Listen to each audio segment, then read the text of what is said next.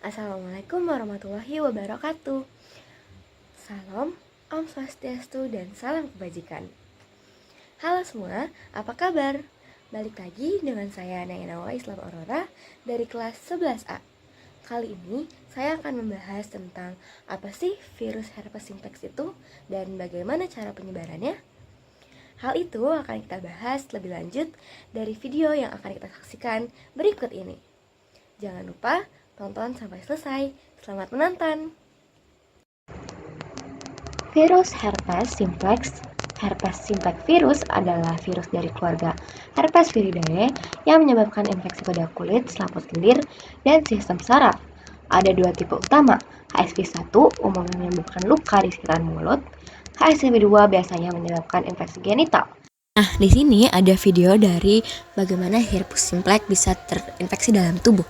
Nah, pertama-tama, herpes simplex itu mempunyai strain HSV yang menyebabkan luka dingin atau genital. Herpes virione itu terdiri dari kromosom DNA untai ganda yang dikemas dalam kapsid icosahedral. Kapsid yang dikelilingi oleh sekitar 15 berbeda jenis protein yang dikodekan oleh virus secara kolektif yang disebut umen, yang ditandai tegamet yang terkandung dalam sebuah host yang berasal dari membran amplop dengan beberapa jenis protein lonjakan. Herpes juga sangat bisa mengikat beberapa molekul reseptor alternatif dari membran sel inang. Setelah itu amplopnya tuh bisa menyatu dengan membran inang, melepaskan kapsid ke dalam sitoplasma. Lalu kapsid itu bergerak menuruni perancah mikrotubulus ke membran nuklir. Di pada saat yang sama, protein dari tagamet yang disebut virion host shoot off atau VHS, protein merusak mRNA, sel inang molekul, dan dengan demikian menghilangkan kompetisi untuk ribosom dan lainnya dalam mesin seluler. Protein tagamet lainnya yang disebut FP16 pada akhirnya melindungi mRNA. Virus itu juga bertindak sebagai aktivator transkripsi ekspresi gen dalam genom virus pada tingkat polinuklear kromosom herpes.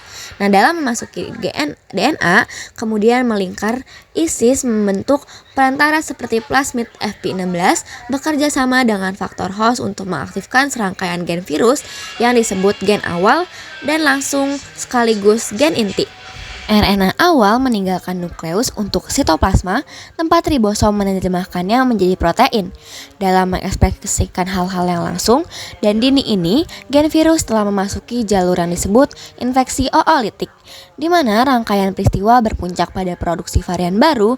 Namun, virus bisa saja masuk ke dalam suatu jalur yang disebut infeksi laten, di mana gen tersebut, gen latensi atau 180, adalah ditranskripsi dan menjaga sel dari melakukan bunuh diri. Cara penularannya bisa dengan kontak langsung dengan luka atau cairan tubuh dari orang yang terinfeksi. Bisa juga HSV-1 menyebar melalui ciuman, berbagi peralatan makan atau minum.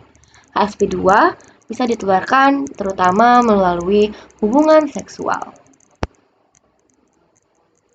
Gejalanya meliputi luka melepuh yang terasa nyeri di area mulut atau alat kelamin, gatal, sensasi terbakar sebelum luka muncul, demam, nyeri otot, dan pembengkakan kelenjar getah bening. Namun, bisa tanpa gejala bagi sebagian orang. Sifat infeksinya, HSV menetap dalam tubuh seumur hidup, dapat kembali aktif atau reaktivasi saat daya tahan tubuh menurun.